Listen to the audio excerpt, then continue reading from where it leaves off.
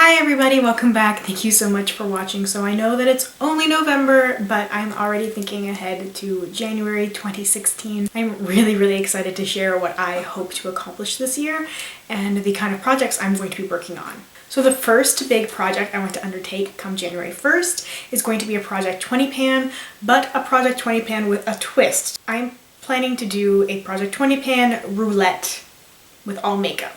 I've seen the roulette floating around a little bit and I've had it recommended to me a few times. There are a few ladies who are doing it right now. I'm going to really challenge myself by choosing 20 random items. So essentially what you will see is I will have like a bowl or something that's full of little slips of paper, and each slip of paper is going to say something different on it.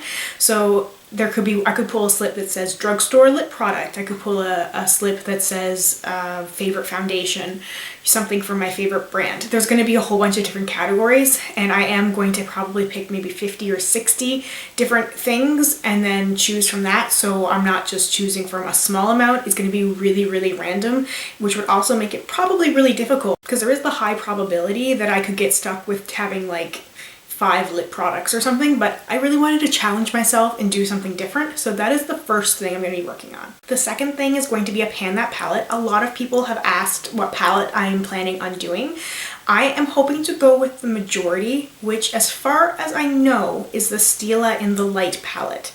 Now, I've heard a couple of people talking about doing something different. There are some people who are doing like some little mini palettes. Some people don't have a Stila palette, so they're doing something else. But I'm really hoping to be able to stay with the majority on this project this year because I find it so motivating to see everyone else's progress and the looks they are creating with their shadows. So as of right now, I'm doing Stila in the Light. However, if the majority decides to go with something else, I will see if I have that palette and I will pan that along with them. If it turns out that the majority decides to go with something that I don't have, say like Lorac, like they did this past year, I am thinking about doing my Vice 2 palette just because it is getting a little bit old, a little bit neglected, and I would probably choose to pan that over the Stila if the majority is going with something else. So, okay. So I know that might have sounded a little bit complicated. So basically it's going to be Stila in the Light unless the majority is going somewhere else, in which case I think I'm going to do Vice 2. So it'll be one of those two palettes. I think I'm also going to continue panning my Naked Basics alongside whatever palette I choose. It's a really good staple set of matte shadows, which I think will complement any other palette I happen to choose. I'm also going to be trying to jump in on seasonal challenges as much as possible. I find these are really good supplements to project pans because you can choose other items that might go along with the items in your regular project pan. I'm just really trying to finish as many products as I can over this next year. I'm really excited to use up a whole bunch of stuff. I've also been kind of obsessed with watching the Project Use It Up updates, which people do monthly, and I think they're a really great idea, and I didn't do them at first because I didn't really understand the point. I thought it was really repetitive because it seemed like people were talking about the same things they were talking about in other videos, but really it's so much more than that because you can include products that are not currently in any of your projects. There's other things, like say if there's like a shampoo or a skincare item you want to finish and it's not part of your project pan, you can include that and talk about your goals, which is what I really like, and I think that would really help me stay motivated, is doing those monthly kind of check-ins. So doing regular project pan updates, doing empties, doing Pan That palette updates, all that stuff, but having this monthly check-in where it's like, this is my progress on this item and this is what I hope to accomplish by this time next month. So I'm really excited to start that as well, just to really keep myself accountable and really just be able to check in and share with you guys like what I'm hoping to accomplish. I generally do that anyway with my little updates, but I think it's really nice to have that kind of in one spot. Someone can go and hear about all the different projects you are working on and then kind of get more in-depth information by watching those individual videos. As far as purchasing goes, my plan is to do a low buy because for me, no buys are just completely pointless. I just know I just can't stick with them, especially when it comes to repurchasing Holy Grail items, and I can do like a no buy except, but then I just start to add all these other exceptions to it, so there's no point. So I'm not setting a dollar amount like I did last year. It did work pretty well for me last year. I was pretty conscious of not going crazy, and I did really well except for the last like couple of months when all the holiday stuff came out and I just lost my brain a little bit.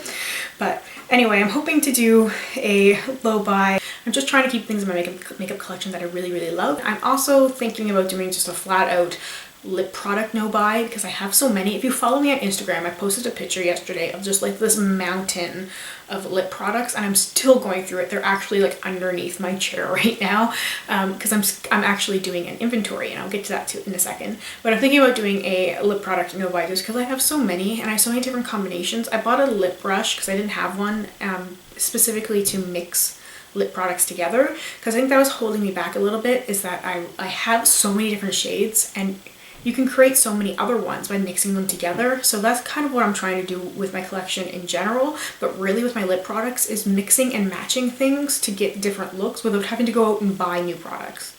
A new thing that I would like to start is 365 days of samples. So this is like an Instagram kind of thing. I've seen a lot of people do the hashtag 365 days of empties, and a lot of people do include little foils. I have a whole box that's full of samples. It is a giant box, like it's like this big, and it's completely packed to the top, full of samples, and I don't even know what's in there anymore. And I find like a lot of people kind of hoard samples. They don't really use them. It's like, oh, I'll just, if in case I run out of something, I know I have a backup in here and I'll try this sometime. Because there's been products I've almost gone out to buy and I found them, like I found the sample of it in my little sample box, and I'm like, oh well, that saved me the money because I got to try it and then have to buy it, and then if I hated it, try and return it and all that stuff. So I would like to do a sample challenge. So right now I'm thinking about doing that hashtag 365 days of samples and doing video updates, and I challenge other people who are project planners to do this challenge as well, because I know you guys have samples and like one-time use products that you're holding on to. So I'll probably do an intro video with that around the end of December, maybe the beginning of January, really just trying to work through the samples. So I hope I'm not going to be alone on this. I think it would be really, really good to go through the things that you have and see what works and what doesn't work for you. And I also think it'd be really good for people who are on no buys or low buys, because it gives you the opportunity to try different things out. You don't have to commit to buying them. My plan is to keep like a spreadsheet or like a notebook so I can write down the products that I've tried and make little notes about them. So if I'm hoping to repurchase them and kind of why, just because I might try a sample of like a cleanser, but I've got like 300, so I don't need to buy a new cleanser right now, but I can make a note of it, and that way I can look into it once I finish some more. So that's one thing that's I'm hoping to start, and I'd love to have it kind of on YouTube and also on Instagram as well. And finally, as I had briefly mentioned earlier, my makeup inventory, I made a really simple Excel spreadsheet on my computer that has the brand name, the product name, the shade or description, and a place to put price. So I can kind of track all of that information to really help me with my project plans and my whole inventory. It's going to take a very, very long time to catalog everything. So far I've gone through foundations and concealers, I think. No, foundations, concealers, and face powders. And I'm in the middle of my lip products. I think I've cataloged like 100 and have like another 100 to go. It gets crazy. It's really a huge wake-up call because everything's so separate, and when I'd done a previous inventory, I had kind of looked at everything in their individual little clusters. So I'd be like, oh, I've only got 20 lip balms, not so bad. Oh, I've only got, 50 lip glosses, not so bad. Oh, I've got, 100 lipsticks, that's crazy, but, really not so bad. Oh, I've got this category and this category. And then when you dump them all together and look at them and you see, oh my God, I've got hundreds of these things. What am I doing with my life? It's definitely a huge wake-up call. So that's actually been a lot of fun because I'm just a total nerd and I love that kind of stuff. I'm really looking forward to having all that nicely organized and for a really good reference. So most of these intro videos you will see the beginning of January, but I just wanted to throw this out there just to let you guys know what I am thinking about doing, what I'm hoping to accomplish. I thought I'd also throw this out early because I'd love to get feedback. You're watching my video and hopefully subscribed to my channel, so I'd really like to know what you want to see from me in this upcoming year.